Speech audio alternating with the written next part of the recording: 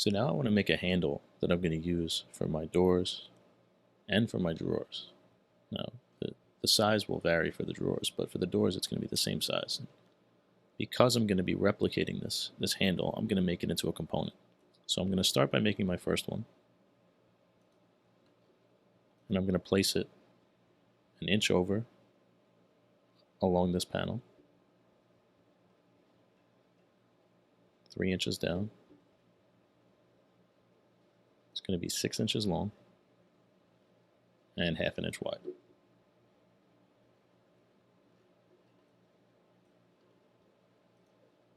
And I'm going to make this a pretty basic handle. Just going to pull it out an inch. And then I'm going to use the offset tool to leave a place for your fingers to grab the handle.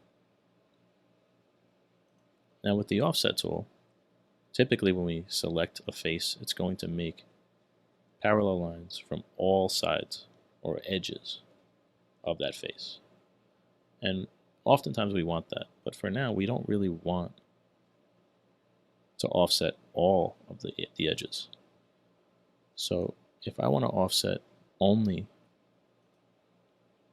certain edges, I'm going to pre-select them, right? So I held shift so I could select more than one edge. And now I can choose offset. And I can offset in half an inch without pulling out from this edge either. I'm going to pull that across. Now I have just a super basic handle. But that's really all that I need. So I'm going to triple click it, make it a component, and I'm going to name that handle.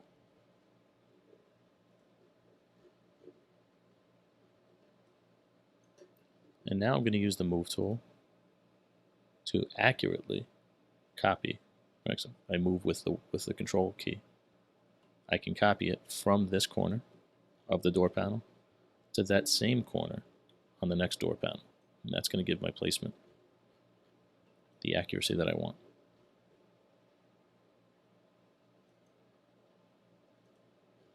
And I can even do that to turn a corner, but I'm going to have to do it in 2 steps. So what I just did is I just grabbed from this corner again, and I'm going to place it on that same corner on this adjacent door face. Now when I click once, the handle kind of disappears, right? It's somewhere inside this cabinet. But I know that just by dropping it, it's still selected, right? It's still highlighted inside my door panel. So what I'm going to do is, while that door handle is still selected, is I'm going to use rotate. And I'm going to rotate about the blue axis from that same corner. I'm going to click once, click again, and I'm going to rotate that handle 90 degrees. And here it is. So to show you what just happened, I'm going to undo that rotate.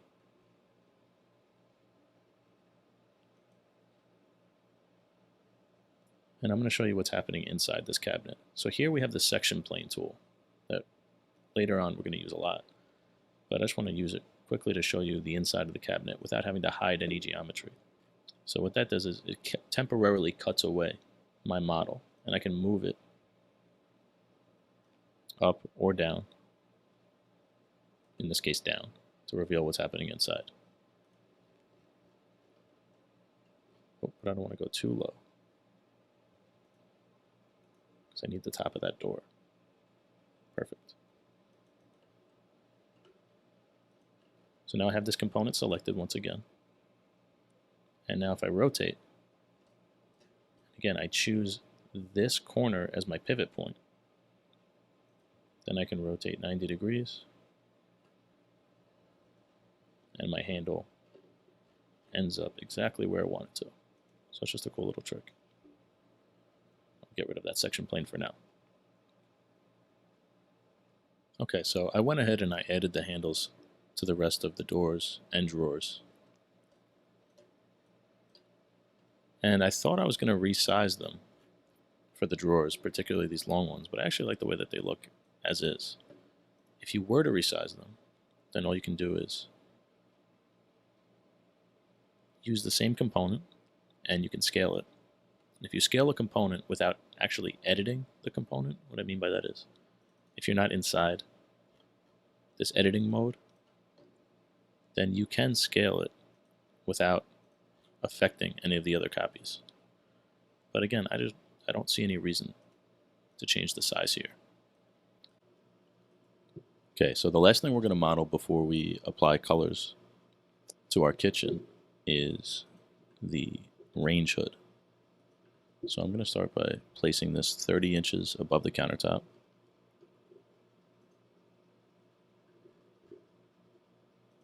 And I'm going to make it just as wide as my range. So it's actually 30 inches. And I'm going to keep it really simple. I'm going to give it a 3-inch height. And I'm going to extrude it out, right, with the push-pull tool, 20 inches. Then I'm going to use our offset tool by pre-selecting just these 3 lines, right? By selecting these 3 edges here and offsetting them in, I can make a little duct.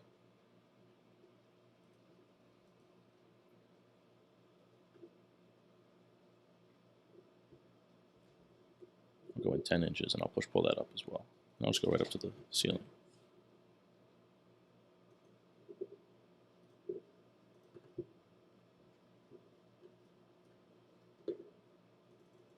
And I'm going to paint that to match my stainless steel appliances.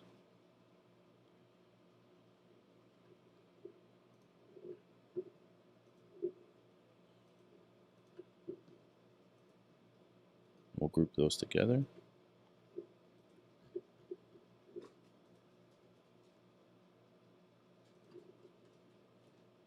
And now we're ready to paint. Okay, so you can go ahead and add whichever colors or textures you'd like to the kitchen, or you can follow along with me. And what I'm going to do is I'm going to put a backsplash along this wall, and then I'm going to do full tile on the adjacent wall to match that backsplash.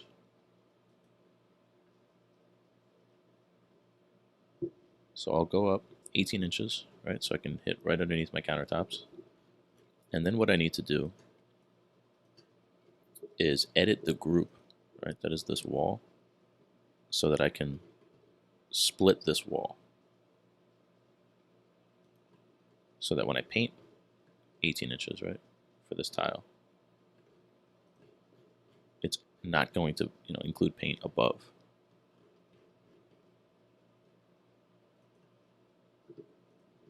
Right, so you can see when I select the wall, it only selects the area that I want to paint. It doesn't select above it either. Because I'm editing that group, when I did that, it also filled in this window. So you can just delete those 2 faces if they pop up for you. Okay, and while I'm here, I'm also going to break up this wall on the adjacent side, so we only have the backsplash above the counter.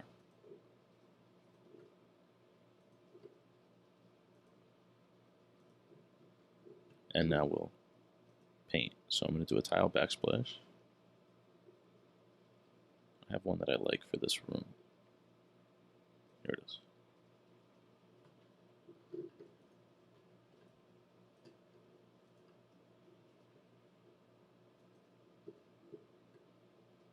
For the rest, I'm going to do some colors.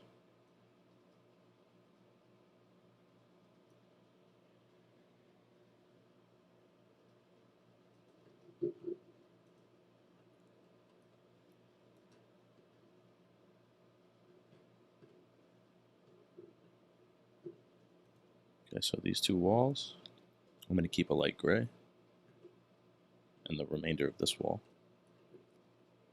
The floor, I'm going to do a nice Carrara marble.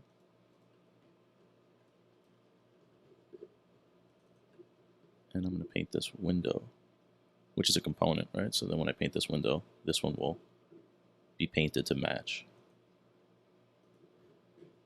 I'm going to choose a gray that's kind of in between a light and a dark. I think this would be perfect.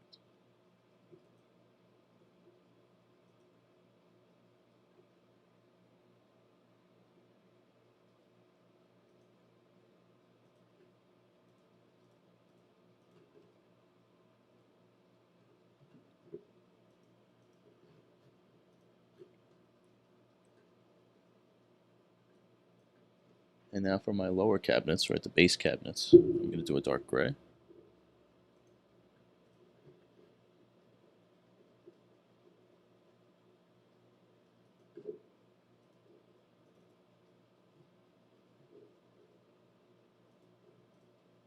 Right, so when I hold shift, it ends up painting all of my base cabinets.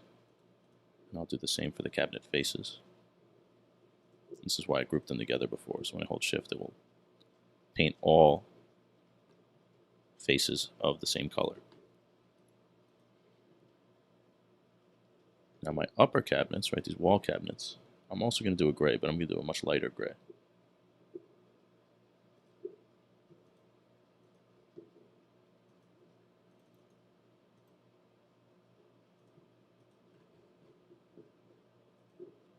It's actually so light that I didn't notice that it changed, but it did.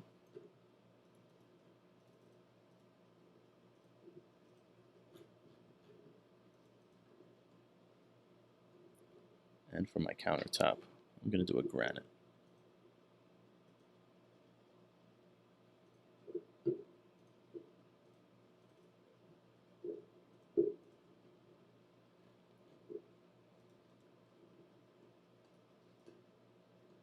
And there's my kitchen.